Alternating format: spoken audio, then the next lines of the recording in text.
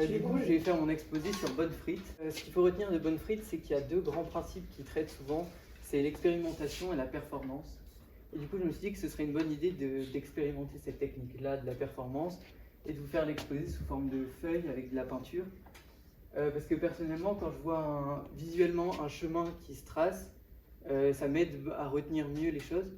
Et du coup, mon objectif là, c'est vraiment qu'en sortant de là, quand vous êtes devant votre copie d'AMD par exemple, vous puissiez vous rappeler de Bonne Frite et de au moins une ref pour pouvoir en parler. Du coup, vous allez être un personnage, vous allez entrer sur la fiche et suivre un chemin pour apprendre les choses au fur et à mesure. Donc déjà, on a Bonne Frite, qui c'est Benoît Bonne Maison Fit. C'est un artiste qui vient de Toulouse et il a commencé dans ses débuts. À la base, il voulait être batteur de rock, donc il voulait pas du tout faire de l'art. Mais ses parents, un peu pour le canaliser, l'ont mis en art appliqué. Et il était très nul en art appliqué, il n'arrivait rien, il voulait pas faire ça. Mais à la fin de l'art appliqué, il a quand même demandé l'école du dessin industriel, enfin une école très compliquée pour rentrer quoi. Et il a quand même été pris, alors que c'était le plus nul de sa classe. Parce qu'en fait, il avait un parcours, enfin nul. En fait, il avait un parcours quand même atypique, original. Il avait une approche différente des autres. Et du coup, c'est pour ça qu'il a été choisi et qu'après, il a continué dans le milieu de l'art en fait. Donc du coup, Benoît Bonne Maison Fit. Ensuite, on peut dire que c'est un artiste contemporain, donc 21e siècle. Là, il n'y a pas grand-chose à dire de plus, c'est un artiste de notre époque qui est encore vivant. Ses principales techniques, on peut dire que c'est un peintre, graphiste, affichiste. Il fait des affiches pour des spectacles, pour des événements, tout ça. Pour le décrire mieux, on pourrait dire que c'est un glaneur d'images, un touche-à-tout. Donc son but, c'est vraiment d'expérimenter en prenant un peu ce qu'il trouve partout, ce qu'il voit dans la rue, ce qu'il trouve dans une décharge, ce qu'il trouve au sol, ce qu'il trouve n'importe où. Il cherche un peu des images partout et il en fait son identité qui part un peu de tout et n'importe quoi. Et donc là, c'est les deux principes qu'il faudrait que vous reteniez le plus. Je ne sais pas si vous avez vos carnets de culture peut-être pour prendre des notes. Donc performance, par exemple, il fait des dessins en public, ou il fait des affiches en public devant tout le monde, où il teste un peu des choses, donc il invente au fur et à mesure. Et expérimentation, c'est ce que je disais, par exemple, même on pourrait d'ailleurs aller jusqu'à ces techniques. Donc cette première phase, c'est surtout qui est Bonne Frite, et là, les techniques et les enjeux du travail de Bonne Frite. Donc il utilise principalement peinture, impression, collage, mais en fait c'est tellement vaste parce que dans peinture, il peut y avoir toutes les sortes de peintures possibles, toutes les sortes de pinceaux, il fait avec ses mains des fois, il fait avec tout. Impression, il y a des impressions en sérigraphie, des impressions en lithographie, enfin plein de sortes d'impressions aussi. Et ici, on va avoir trois de ces œuvres. Je vais vous présenter trois des œuvres, on va dire, marquantes, que je trouve que sont intéressantes parce qu'elles ont trois principes assez différents. Ici, j'ai des images, je vais vous faire passer les petites cartes. Vous pouvez les regarder. Du coup, Utopiste, c'est un projet sur lequel il a travaillé avec les personnes qui travaillent à la municipalité de Lyon et avec des artistes qui font des arts du cirque. Parce qu'en fait, c'était pour le festival du cirque à Lyon, je crois en 2016. C'est ce qui est. 2016, oui. Et du coup, Utopiste, son projet, c'était de faire des typographies, donc déjà, des polices d'écriture avec ses mains, parce que sa principale idée, c'est de faire le dessin à la main. En fait, il veut que l'objet, la technique qu'il utilisait, elle soit effacée, qu'on voit plus l'objet, mais qu'on voit vraiment lui derrière, et qu'on voit ses petites imperfections, qu'on voit ce qu'il a fait à la main. Donc toutes les typographies qu'il utilise, c'est à la main directement. Du coup, ça fait quelque chose de très organique, de très imprécis et spontané. Et donc, pour ça, il a fait toute la charte graphique, il a fait des affiches pour le festival du cirque. Ensuite, on a Chemin Papier.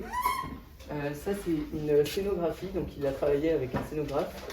Donc, les collaborations, c'est aussi très important dans ces projets parce qu'il ne peut pas travailler tout seul sur un projet, il ne connaît pas tout ce que ça représente. Par exemple, la scénographie, il n'est pas scénographe, lui il est juste peintre, graphiste, affichiste. Et donc il a travaillé avec des scénographes pour voir dans l'espace comment la lumière allait se réfléchir sur le papier, comment il pouvait faire des jeux d'ombre, tout ça. Et ça présente une exposition. Une exposition sur le papier, et lui, avec une autre artiste aussi, il a réalisé les fresques dans le musée. Et ensuite, on a hissé les couleurs. Donc ça, c'est un projet qu'il a fait en performance et en dessin en direct avec un autre artiste qui s'appelle Paul Cox. Et donc là, ils avaient des grandes feuilles de papier qu'ils ont mis au sol. Je m'en suis inspiré pour ça. Enfin, d'ailleurs, travailler en grand et tout, ça fait penser les choses différemment, je trouve. Et donc, c'est ce qu'ils ont fait avec cet artiste. Ils ont utilisé des grands rouleaux avec, comme un balai avec un grand manche. Et ils peignaient, ils testaient des choses sur les couleurs, comment elles se mélangent entre elles. Et, voilà. Et les gens pouvaient venir voir, pas le produit final, parce que ce qui était intéressant, c'était pas la feuille finale, c'était pas très beau d'ailleurs. Ce qui était intéressant, c'est la façon dont eux, ils faisaient leur performance et comment ils testaient des mouvements sur la feuille. Et pour finir, je voulais vous parler d'une facette de Bonne Frite qui est la pluralité, qui est présente chez tous les artistes au final. Parce qu'on pourrait dire la pluralité, c'est un peu le fait de faire plusieurs choses en même temps qui n'ont pas forcément des liens entre elles, qui sont même des fois opposées. Et du coup, ça nous amène à aller avec nos contradictions, faire des choses contradictoires pour en fait apporter plus de richesse à ce qu'on fait. Donc je vais un peu illustrer ça d'un dessin. Donc là, ça représente plein et vide.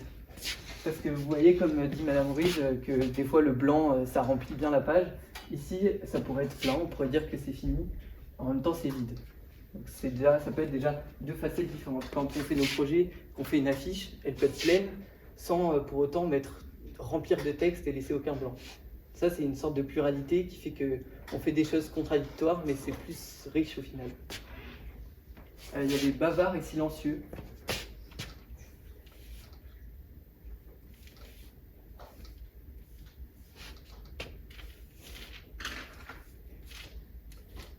Ça, c'est plus lié à l'illustration et à la narration. Par exemple, ici, les personnages ne disent rien, mais on comprend, donc c'est silencieux, mais on comprend par les expressions ou par ce qu'ils représentent qu'en fait, ils sont bavards. Enfin, on comprend ce que ça veut dire sans avoir besoin de mettre de texte. Ensuite, on a calme et nerveux.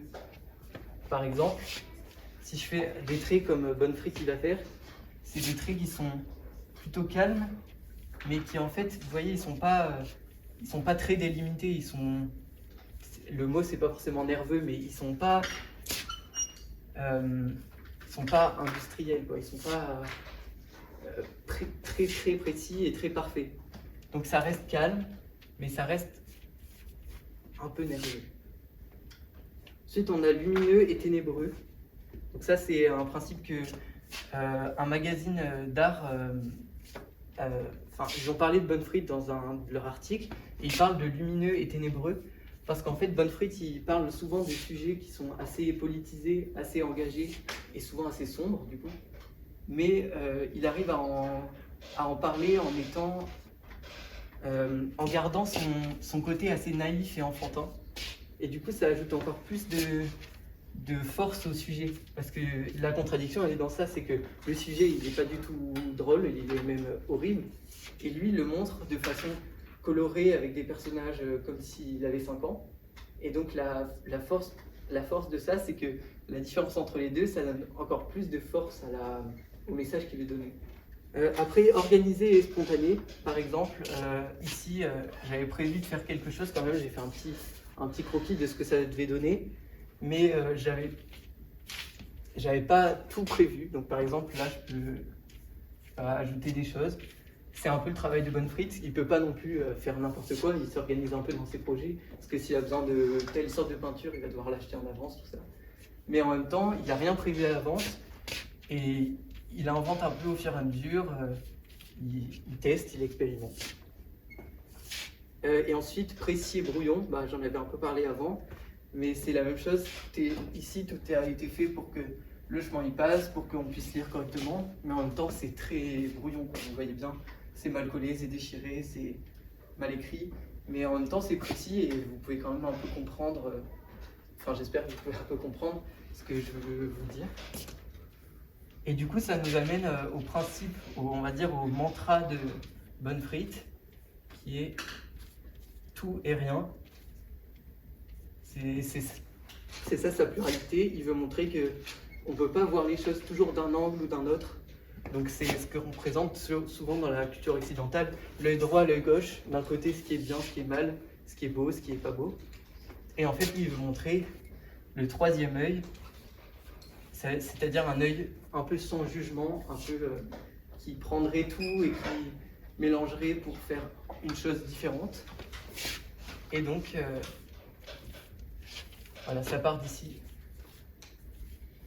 Le tout et rien de Bonne Frite.